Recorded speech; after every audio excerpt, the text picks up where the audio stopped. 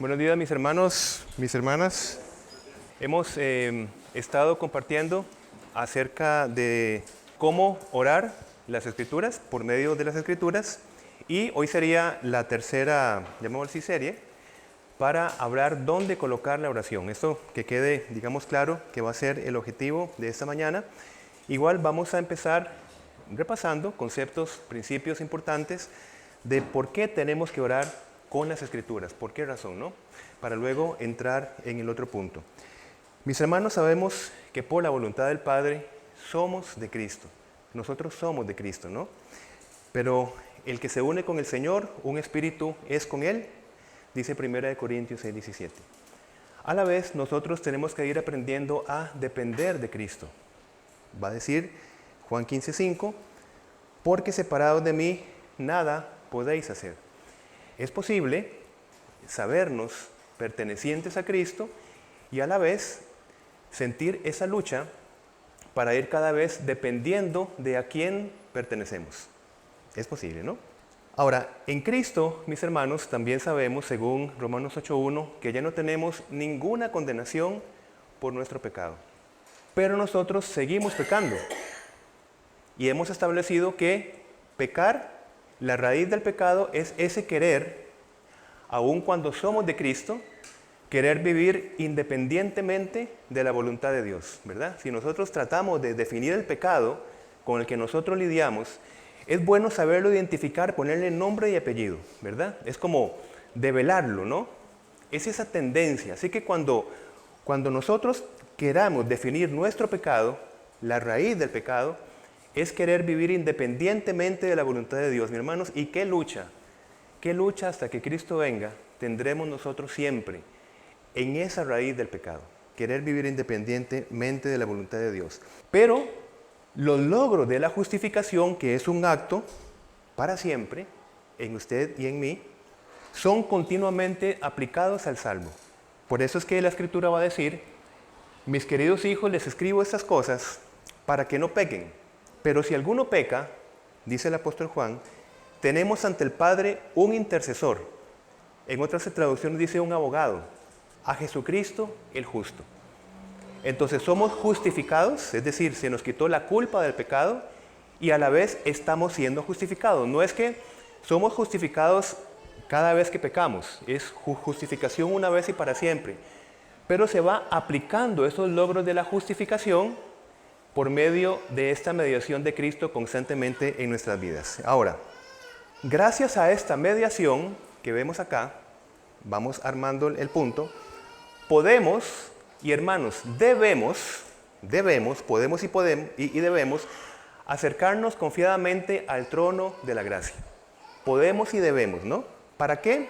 Para recibir el oportuno socorro. Vamos de nuevo a repasar este texto tan importante en Hebreos 4:16, por favor. Hebreos 4:16, porque vamos a enlazarlo acá con algo importante. ¿Qué estamos diciendo? Por los logros de Cristo, que estamos siendo justificados, ¿verdad? O aplicándose en nosotros los logros de la justificación una vez y para siempre, podemos y debemos acercarnos al trono de la gracia. Dice 4:16, acerquémonos pues confiadamente al trono de la gracia y veamos el propósito para alcanzar misericordia y hallar gracia para el oportuno socorro. ¿Oportuno socorro de qué? La misma carta nos lo va a decir en 2:18. 2:18 dice, pues en cuanto Él mismo, Cristo, padeció siendo tentado, es poderoso para socorrer a los que son tentados. Entonces somos socorridos en esta dinámica de la tentación. Y atención acá, el contexto de Hebreos hablaba de una tentación de volverse a lo que era la cosmovisión del judaísmo, menospreciar la obra y la persona de Cristo y volverse a lo que se creía antes, a los recursos antiguos. En nuestro contexto de la oración, vamos a ser continuamente tentados a volvernos a nuestra metodología de oración. Es decir, esta tendencia natural a orar por lo que nosotros deseamos, por lo que nosotros creemos que es lo conveniente para nosotros o para las demás personas. Entonces, cuando nosotros vamos al trono de la gracia, vamos siendo socorridos de la tentación de no ver a Jesucristo como suficiente en nuestra vida. Es una tentación. Por eso nosotros oramos con las palabras de Cristo dadas en la Escritura. Esa es la tentación que tenemos, digamos, que estar muy atentos, ¿no? Orar con la Biblia, hoy terminamos esta serie, no es una predicación temporal. No es como algo que hablamos para luego volver a nuestra metodología. Seremos tentados en esa dirección. Porque tenemos que irnos acostumbrando a cambiar hábitos, perspectivas y principalmente a ir sometiendo nuestra voluntad a la voluntad de la palabra de Dios. Y es donde radica justamente el pecado que habita en nosotros. Por eso hago esta sana advertencia. Empezaremos con las cartas de Pedro y Juan más adelante. Pero que Dios nos permita cerrar hoy con una metodología bíblica de oración que impacte su vida y la mía. Ya no podemos volvernos atrás como pasaba con los hebreos. Eran tentados para volverse atrás. Ahora se nos ha enseñado la necesidad que tenemos de que nuestros pensamientos sean guiados según la voluntad de Dios dada en la Escritura. Vamos a Lucas 11, por favor. Lucas capítulo 11, porque Jesús está justamente enseñando a orar. Y veamos el versículo 10, Lucas 11, versículo 10, porque Jesús va a decir, porque todo aquel que pide, dice, recibe, y el que busca, halla, y al que llama, se le abrirá. Como ya aprendimos, y estamos continuamente aprendiendo, ¿qué peligro hay hacer doctrina de un versículo sin ver el necesario contexto de la Escritura? Esto no es para que todo aquello que se nos ocurra pedir, porque ya somos hijos de Dios adoptados en Cristo, lo vamos a recibir y luego le ponemos la etiqueta en el nombre de Jesús. Por ejemplo, yo pido algo según mis deseos que están desordenados y luego le pongo en el nombre de Jesús. Y ya pienso que se está aplicando este versículo en mi vida. Porque tenemos que seguir leyendo.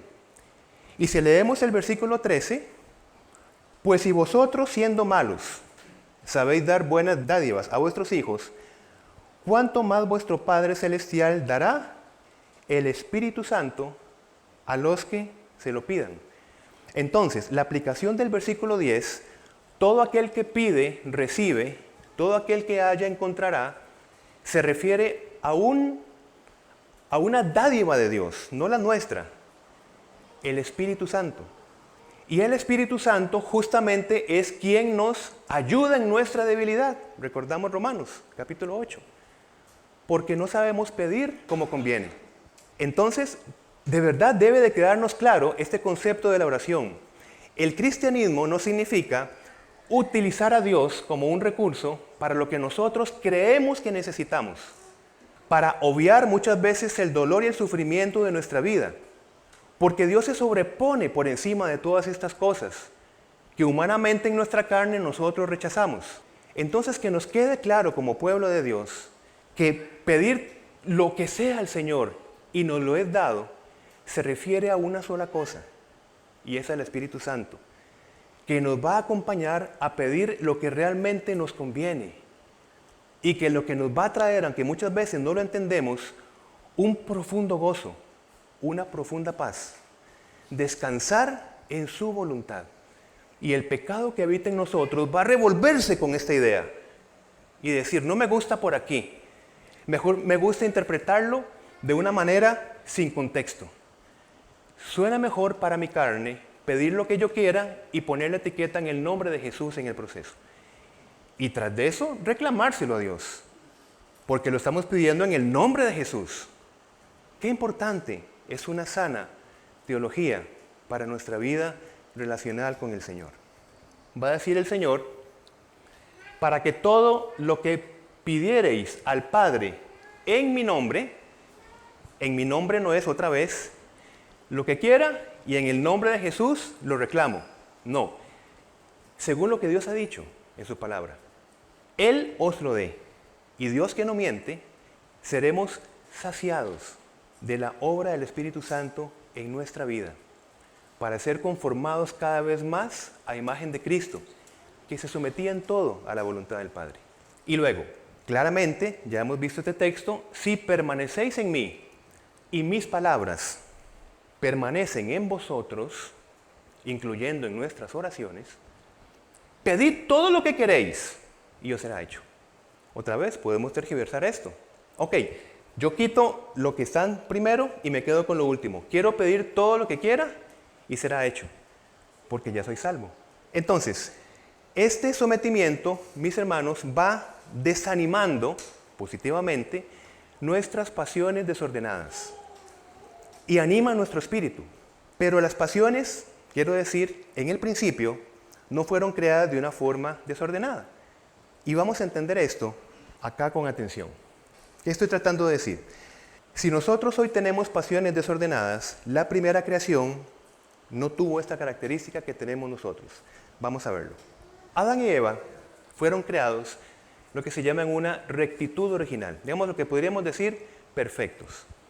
Perfecto en el sentido de que la mente, la voluntad, los afectos estaban ordenados hacia Dios. Adán y Eva, si conocían lo malo, no era por una experiencia interna que ellos ya habían vivido, como la vivimos nosotros, sino que conocían lo malo por la palabra de Dios, porque Dios se había dicho lo que no correspondía a su voluntad en Génesis 2, 16, 17, cuando hablaba, por ejemplo, de todo árbol podéis comer, excepto del árbol del conocimiento del bien y del mal. Este decreto se conocía, esto es lo malo, pero no había una convicción interna de maldad en la primera creación. Eran perfectos, digamos, tenían una rectitud original, pero como toda criatura, eran mutables, podían cambiar. Solamente Dios es inmutable, solamente Dios no cambia. Dios es el mismo ayer, hoy y siempre, es el mismo eternamente. Toda criatura cambia. Entonces, esta condición original era mutable en Adán y Eva. Entonces, podían, a pesar de su perfección, podían desviarse y podían pecar. La tentación para ambos, y ya van a ver por qué estoy diciendo todo esto, la tentación para ambos fue externa, no interna, como sí pasa con nosotros. Externa. Por ejemplo, Eva cayó por engaño y seducción, un agente externo. Adán por desobediencia consciente. De hecho, Adán prefirió un bien aparente, es decir, prefirió una solidaridad con su esposa, porque en Génesis Dios le va a decir, por cuanto escuchaste la voz de tu mujer, etc., prefirió este bien aparente a un bien absoluto, que era la voluntad de Dios. El punto es que la tentación para ambos fue externa. No había inclinación interna previa para pecar, como sí lo hay en nosotros después de la caída. Después de la caída, mis hermanos, ustedes y yo tenemos algo que se llama concupiscencia, que es esta inclinación interna hacia lo malo, hacia el pecado. Esto porque la segunda parte, como vamos a hablar de dónde colocar la oración, hacer esta base, aunque sea, digamos, una base elemental teológica, es importante para poder entender la segunda parte de dónde colocar la oración. Tenemos que hacernos una buena radiografía antropológica, ¿verdad? Bíblica. Nosotros ahora somos tentados desde el interior y desde el exterior. Estamos en esa lucha. Esta inclinación interna al mal ya es señalado en Génesis 6:5, cuando Dios miró en la humanidad que todos sus pensamientos, leo, tendían siempre hacia el mal. Vamos a Efesios 2:3, por favor, para que veamos cuál es la condición en la que usted y yo, aún salvos, mantenemos. Ya no se enseñorea de nosotros la condición, pero tenemos esos residuos del pecado, aún salvos. Efesios 2:3 dice, entre los cuales también nosotros vivimos en otro tiempo en los deseos de nuestra carne, haciendo la voluntad de la carne y de los pensamientos. Y éramos por naturaleza hijos de ira, lo mismo que los demás. Aquí habla de un señorío, de que esta condición atrapaba a quien no ha sido salvo en Jesucristo. Nosotros, salvos en Cristo, podemos en Cristo superar ese señorío del pecado desde el señorío de Cristo en nuestra vida. Eso es lo que quiero decir. Por esto nuestros pensamientos necesitan ser guiados por la palabra de Dios. Insistimos e insistimos porque podemos, otra vez, por estos residuos del pecado, bueno, pasa con mis hijos, ¿verdad? Lo veo que se hacen un tratamiento dental, ¿verdad? Les ponen los frenillos, no sé si usted también lo ha tenido. ¿Y qué pasa cuando le quitan los frenillos? ¿Qué le mandan? Unos retenedores. Pero yo le pagué un montón de plata. Ya no significa que se curó. No, papá, momento. Sí, pero hay una tendencia a que se vayan torciendo los dientitos. Pero fueron 3 años de estar con frenillos y pagando un montón de dinero. Sí, pero entiéndame, ya le resolvimos la situación, pero necesita estar cuidándose desde unos retenedores. Me acaba de ocurrir el ejemplo, pero es para entender que en Cristo ya el pecado no se enseñorea de nosotros, pero siguen esa tendencia que si no estamos atentos, ¿qué pasa con los dientitos? De repente unos retenedores se ponen y me dicen, mira, ya no me calzan. Es que no los uso desde hace 2 meses. Y entonces ya resisto más ponerme el retenedor. Se me empieza a resistir más el punto, hasta decir, la verdad es que esto ya no me sirve. La buena noticia, mis hermanos, es que en la gloria será imposible pecar desde 2 líneas, como le hemos estado hablando. Primero, desde la línea, llamémosle interior. ¿Por qué? Porque nuestra humanidad será perfectamente conformada a la imagen de Cristo. Perfectamente, no como ahora que está siendo formada. Y vamos siendo formados, santificados, pero caemos en el pecado. Nos arrepentimos, vamos siendo formados y caemos en el pecado. Una imagen perfectamente formada en la gloria significa que ya no hay posibilidad de caer, porque sería como si Cristo en su humanidad cayera. Imposible. Y punto 2, acompáñenme a Apocalipsis 21-27. Empecé hablando de la condición interna, veamos la externa. 21-27 dice, les doy chancecito para que lo puedan encontrar. Apocalipsis está mucho después de Génesis.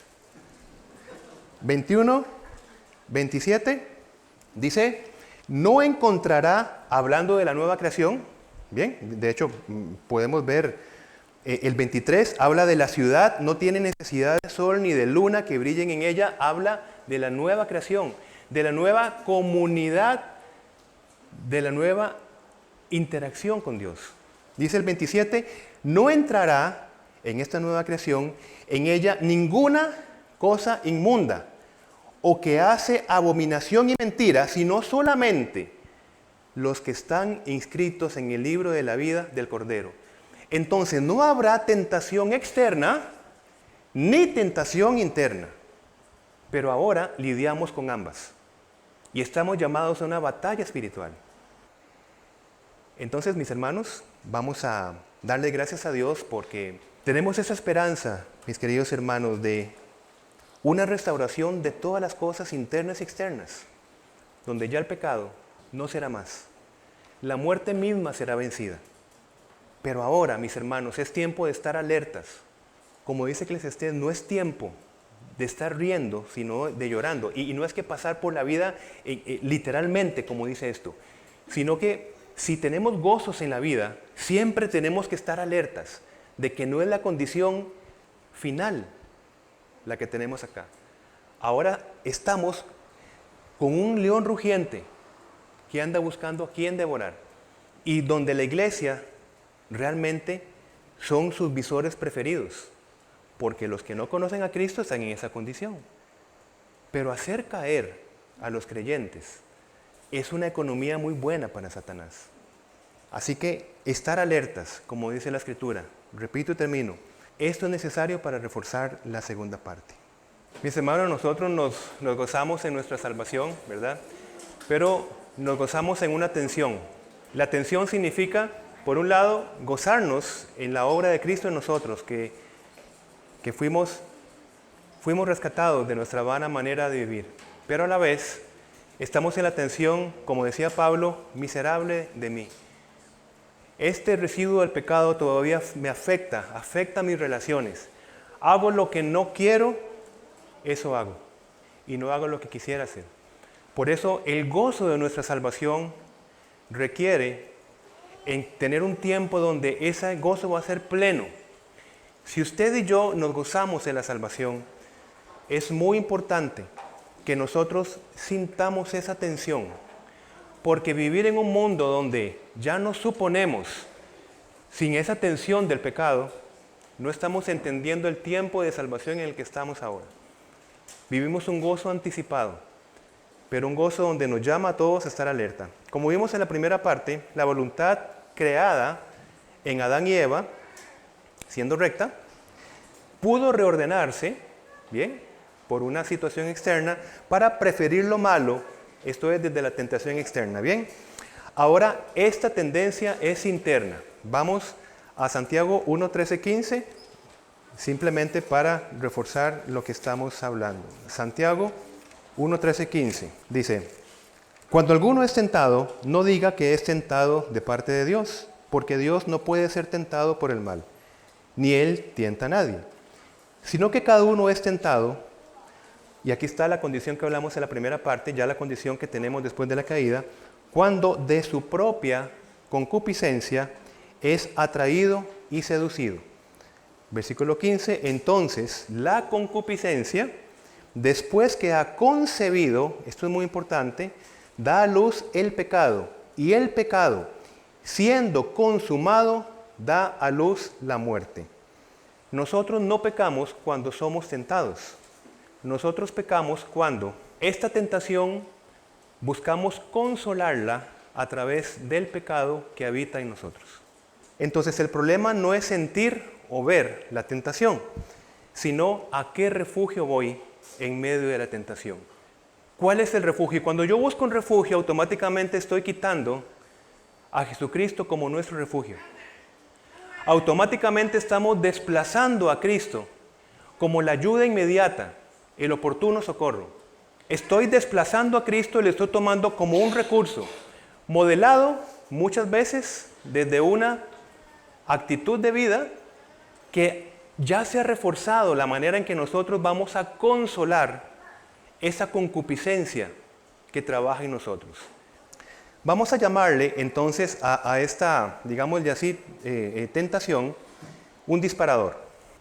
Un disparador, es importante por lo que voy a explicar, será entonces cualquier estímulo interno, ¿verdad?, concupiscencia, o externo, que empuja a un consuelo pecaminoso. ¿El disparador es pecado en sí mismo? No, porque la condición suya y mía somos pecadores. O sea, no podemos evitar sentir, identificar en nosotros los disparadores internos. Pero esto no significa que somos llevados automáticamente a concebir el pecado. Lo llevamos cuando tenemos un disparador interno, por ejemplo, aburrimiento interno, recuerdo doloroso, memorias, digamos, narrativas como no valgo, nadie me quiere, etc. Son esos disparadores internos que usted y yo nos despertamos y no sabemos por qué, somos inclinados hacia una cosa o la otra. Y no lo podemos evitar. Nadie ha hecho nada al respecto. Pero son disparadores. Y externos, por ejemplo, son, llamémosle, situaciones relacionales. Es decir, el estado emocional que me genera alguna relación, alguna situación en nuestra cotidianidad. Externo a mi persona, pero que evidentemente impacta mi ser interior. Entonces, situaciones relacionales, responsabilidades financieras, por ejemplo, enfermedades, Nosotros no pedimos enfermedades, no pedimos accidentes, pero suceden. Y son disparadores. Otra vez, el disparador no es la causa del pecado, sino que genera la ocasión de caer. Los disparadores generan la ocasión para caer. ¿Y qué genera? El estarnos hablando de decir, mira, ya esto sabemos cómo resolverlo. Ya tenemos una historia. Y de estarlo haciendo la hemos estado reforzando. Ya sabemos qué tenemos que hacer ante tal disparador. Por eso tenemos que identificar cuando la tentación está delante de nosotros, otra vez, o interna o relacional. Aquí está el punto.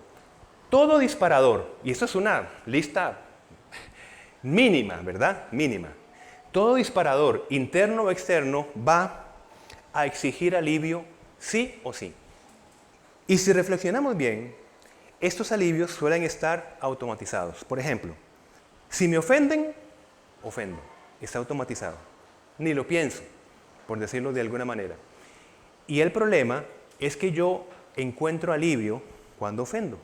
Ese es el problema. Está bueno que le haya dicho lo que le dije. Se lo merecía. Nadie lo tiene.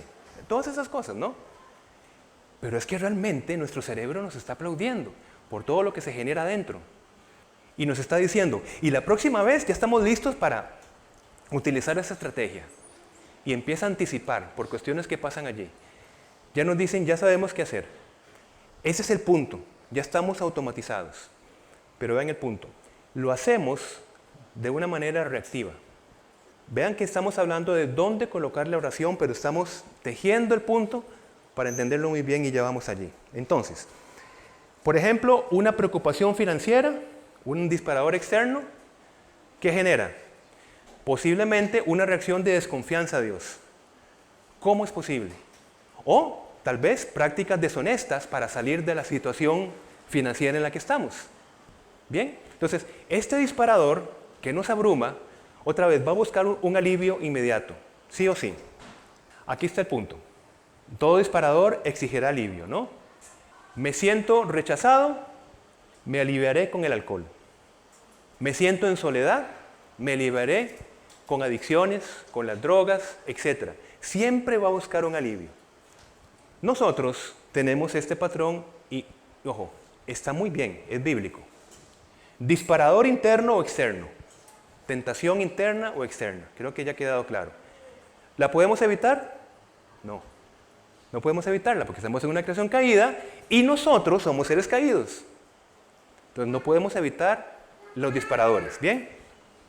Vamos al consuelo pecaminoso y luego la oración, que está muy bien, la oración de arrepentimiento, ¿dónde la colocamos? Después de haber tomado el consuelo pecaminoso, ¿verdad? Y está muy bien, mis hermanos. No estoy diciendo que este modelo está mal, porque aquí estamos hablando de arrepentimiento y esto es un don del Espíritu Santo. Está muy bien. Perdóname, Señor, ¿verdad? Y qué maravilla que podamos decir, perdóname, Señor. Es arrepentimiento. Entonces nosotros solemos colocar la oración acá. La oración de transformación va a estar acá. Disparador interno y externo que no lo podemos evitar. Y antes de tomar el consuelo pecaminoso, si me ofenden, ofendo. Si me lastiman, yo reacciono de tal manera. Si viene una situación financiera, yo hago esto y lo otro. ¿Ves? Antes de este consuelo, colocamos la oración acá. Y aquí le estamos llamando batalla espiritual, que es su responsabilidad y la mía, en las fuerzas de Cristo. Pero es nuestra responsabilidad, es saber descansar bien en el Señor. Acá nosotros descansamos en el perdón de Dios, ¿verdad? Acá no es que son nuestras fuerzas humanas, sino que nos apropiamos de la provisión que Dios tiene para nosotros, que es diferente. Pero esta provisión usted y yo tenemos que aplicarla. Porque hay un momento, mis hermanos, hay un momento en el que nosotros sabemos a quién tenemos que acudir. Pero pasa, y si no lo tomamos, inmediatamente viene el bloqueo y viene el reforzamiento de lo que hemos estado haciendo por muchísimos años. Y no pongamos ejemplo porque cada uno de nosotros somos ejemplo. Es nuestra experiencia, porque somos seres caídos. regenerados en Cristo, pero con residuos del pecado. El punto es, un disparador interno, antes del consuelo pecaminoso que va a exigir este disparador, necesito consolarme, necesito resolver la situación, pongámoslo así. Antes de que yo busque esa resolución que posiblemente nos haya acompañado muchísimos años, allí yo coloco la oración. Vamos a Isaías 55, 10 y 11, que fue el texto del llamado a la adoración. Isaías 55, 10, 11. ¿Por qué? Hermanos, miren, esta batalla espiritual se libra no desde nuestras oraciones intencionales, que son débiles, sino se libra desde la palabra de Dios. Por eso es el complemento de lo que hemos estado hablando. Si nosotros sabemos que necesitamos apropiarnos de las palabras de Dios para ponerlo en nuestras oraciones, es la palabra de Dios la que no volverá vacía. Y va a decir Isaías 55, 10 y 11. Porque como desciende de los cielos la lluvia y la nieve, y no vuelve allá, sino que riega la tierra y la hace germinar y producir, y da semilla al que siembra y pan al que come, va a decir el 11, así será mi palabra que sale de mi boca. Y hermanos, dice, no volverá a mí vacía, sino que hará lo que yo quiero y será prosperada en aquello para que la envíe. Así que si nosotros tomamos palabra de Dios para ser fortalecido en esta batalla espiritual a la que somos llamados usted y yo, como Dios no miente, colocar la palabra de Dios nos va a fortalecer, no en nuestras fuerzas bien intencionadas, porque resulta ser que yo no quise herir, yo no quise hacer lo que hice, y está bien que me arrepienta, está muy bien, qué maravilloso el arrepentimiento. Pero mis hermanos, estamos hablando de antes de ese punto, apropiarnos de la palabra de Dios. Por eso es que va a decir acá, cuando nosotros vamos librando la batalla espiritual, es decir, igual a colocar la oración en medio del disparador y el consuelo, ese hábito va reforzando la conducta consiguiente. Qué extraño, antes yo hacía A y ahora en las fuerzas del Señor estoy fortalecido para hacer B. Claro que siento que mi carne hasta que se hace un nudo, pero de eso se trata justamente, de que a punta de ejercicio, a punta de reforzamiento, vamos sometiendo la carne a la acción del Espíritu. A punta de esfuerzo, a punta de batallas, una y otra vez. El alimento sólido, o sea, la palabra de Dios que habla en el versículo 12, para ser claros, ese es el alimento sólido que está hablando Hebreos acá, es para los que son maduros. ¿Cómo llegamos a la madurez? Llamémosle madurez a cómo nosotros vamos a responder en Cristo entre un disparador y un consuelo pecaminoso. A los que a fuerza de práctica están capacitados para distinguir entre lo bueno y lo malo. ¿Recuerdan hace unas semanas cómo vamos a puntualizar el pecado, la condición? En este ADN. Se les abrirán los ojos y serán como Dios con el conocimiento del bien y del mal. Es decir, con la pretensión de que nosotros conocemos el bien y el mal. Entonces, cuando nosotros estamos con un disparador interno, nosotros pretendemos que desde nuestra respuesta, la que sea, vamos a saber solucionar la situación. ¿Y acaso no la empeoramos más? La que sea. ¿Por qué? Porque está ese ADN todavía en que pretendemos conocer cómo resolver una situación. Pero entonces necesitamos la fortaleza del Señor. Por eso cantamos todo lo puedo en Cristo que me fortalece. Y cuando decimos en Cristo significa sus palabras. Y significa que lo puedo en Cristo, pero que Cristo me está diciendo, muy bien, pero usted va a colocar la oración donde tiene que colocarla. ¿Por qué? Porque usted tiene que ir sometiendo en el Espíritu su voluntad. Por esa razón. Ahora tenemos la Escritura acá y tenemos muchísimos principios, pero ¿qué tal cuando nosotros vamos en nuestra vida. No vamos, digamos, manejando con la escritura acá. Necesitamos llevarla a nuestros pensamientos. Por eso es que cuando nosotros nos apropiamos, por ejemplo, guárdame Señor, porque en ti he confiado. Es una memorización de la palabra y la llamo en los momentos óptimos, cuando yo siento un disparador interno o externo, coloco la oración, es decir, me apropio de este recurso que seré guardado porque confío en Dios. Leímos en Isaías, esta palabra no volverá a mí vacía, cumplirá todo el propósito de esta palabra. Y aquí entonces, ya yo no necesito tomar el consuelo pecaminoso que me ha caracterizado por muchísimos años. Pero mis hermanos, usted y yo, sin que se entienda como una obra, sino es una disposición, somos llamados a batallar espiritualmente. Por ejemplo, tengo un disparador, Señor, todo lo puedo en ti. Y agarro el consuelo pecaminoso. Y pues así, ¿qué batalla más sabrosa, sí? Es que tenemos que tener heridas de guerra, ¿o no? Como Pablo. Heridas de batallas. Entonces, vamos a poner un ejemplo de muchísimos. Hay un disparador externo. Por ejemplo, discusión con un desconocido en la calle. Esto va a activar una herida de nuestro corazón, tal vez. Estoy poniendo una de las líneas. Pueden ser muchas, ¿verdad? Por ejemplo, alguien me dice algo o hace algo. ¿Qué me dispara? A veces sin que yo me dé cuenta conscientemente. Una desvalorización, por ejemplo, de la que realmente me dolió muchísimo en mi tiempo de crianza. Me dispara. Ahí está. Y siento una reacción.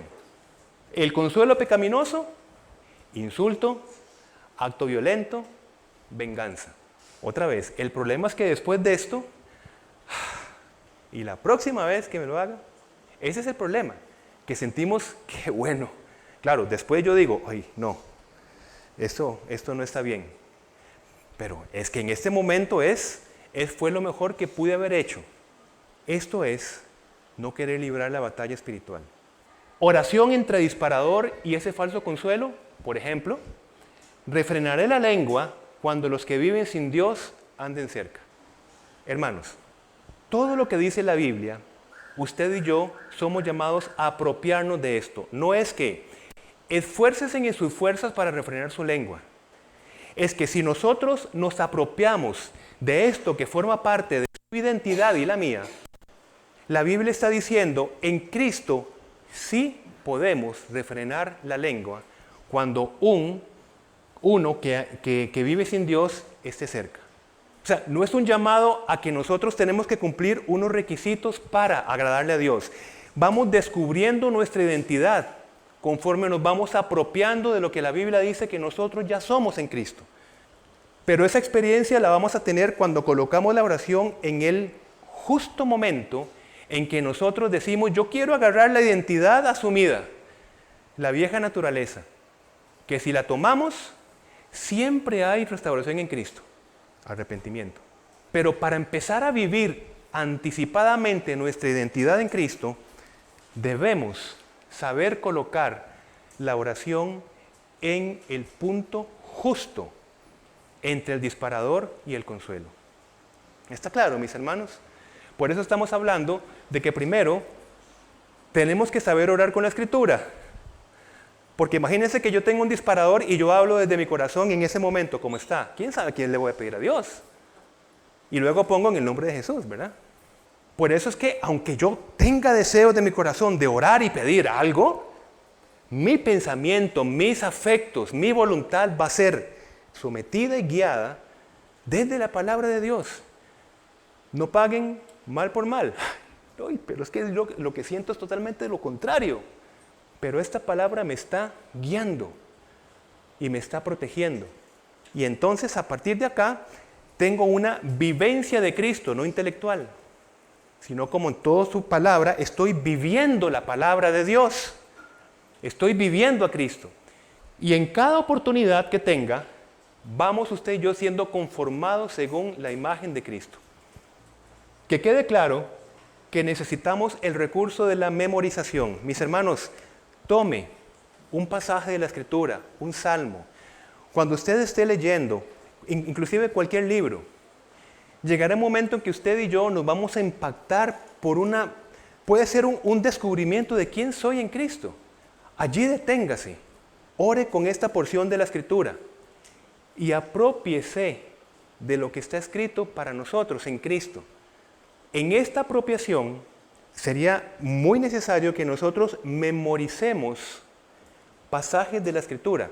Ahora, si tal vez no es palabra por palabra, específicamente estamos hablando del principio, que podemos en su momento estar cambiando ¿verdad? Una preposición, ¿verdad? Claro, mucho cuidado, porque no es lo mismo, y el verbo era Dios, que el verbo era un Dios. No es lo mismo, ¿verdad? Pero cuando la idea está clara, ya nosotros vivimos nuestra identidad en Cristo en el justo momento. Y allí colocamos la oración. Terminemos acá. La ansiedad. La ansiedad, hermanos, entiéndanme bien el punto. No busquemos inmediatamente reprimirla. ¿Por qué? Porque la ansiedad viene con una información.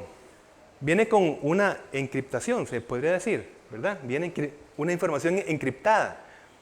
Entonces, si yo respiro, etcétera, etcétera, yo no abro esa información y decir, en esta ansiedad que se compone del qué sí, qué pasaría si, de repente empiezo a ver, ¿por qué estoy ansioso?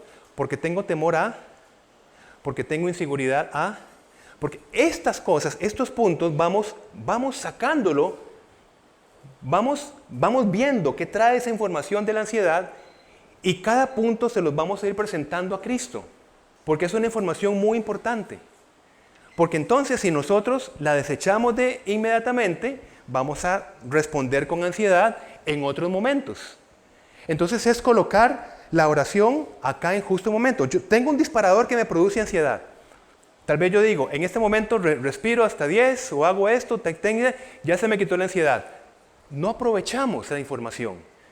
Porque aquí abrimos la información y justo en ese momento coloco oración, por ejemplo, creo que puse, en el día que temo, yo en ti confío, por ejemplo. En el día que, pues, por ejemplo, la ansiedad está con un temor de algo. Justamente ahí, antes de tratar la ansiedad, trato mi corazón. En el día que temo, yo en ti confío. Entonces, hablamos de confianza. Como un ejemplo. Mis hermanos, así terminamos esta serie. Espero que sea un riesgo metodológico para usted y para mí. Arriesgarnos a la metodología que hemos estado siguiendo constantemente y que nos abramos a una nueva experiencia bíblica en Cristo. Amén.